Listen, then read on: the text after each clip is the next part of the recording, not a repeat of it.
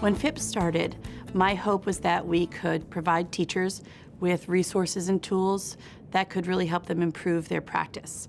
And as a State Department of Education, we had the opportunity with Race to the Top funds and our partnership with Battelle for Kids to create some new resources that would really help teachers improve student achievement and improve their practice at the same time. One of our goals when we started FIP Your School was to really create tools that teachers could utilize that weren't pre-prescribed. So with the FIP resources, we tried to create them in pieces and parts that teachers could put together to create a personalized learning plan. So as a teacher, my strength might be in developing assessments, but I might want to focus in on how do I give students better feedback. And so I might start with that module. So one of the big goals of FIP Your School was to create resources that teachers could use based on their strengths and weaknesses. I remember sitting down for a PD.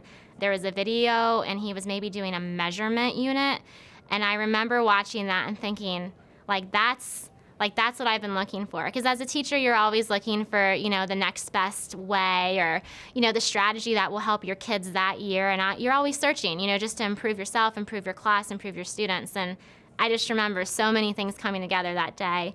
And then from that point on, I was just really motivated to, watch the modules and try to do this formative type of learning that's so different than the way I was taught, for example. What makes me most proud of the FIP Your School project is when I hear from teachers about how they've made changes in their classrooms and how they're seeing changes in their students' achievement. What kind of things did you hear with Nathan's performance?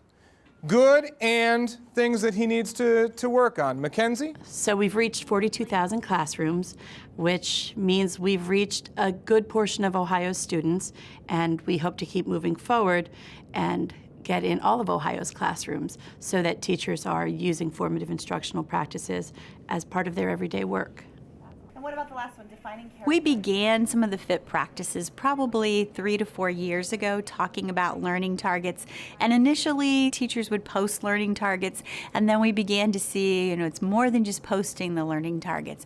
Teachers would look at assessment as a journey instead of, we need to get a number and we need to get an average. It became more about that assessment process. For today, this is our learning target. Learning targets in the beginning, teachers were like, why do I have to do that? But they have so transformed their thinking because they too now see the children really are focused on what do I need to learn. And it's not just the what do I need to learn, it's the how do I need to get there. The biggest thing that we found with that is getting that instant feedback of where a kid's at. It's not a guessing game anymore. We know what's going on and we know what they need, and we can make adjustments accordingly, and I think the staff has embraced that. As FIP moves forward, what I hope to see is that we take on formative instructional practices as part of our everyday work. So they don't need the name formative instructional practices. We don't need FIP Your School as a title. What we hope to see is that teachers are using formative instructional practices as part of their everyday work, because it's part of what excellent teaching and learning is.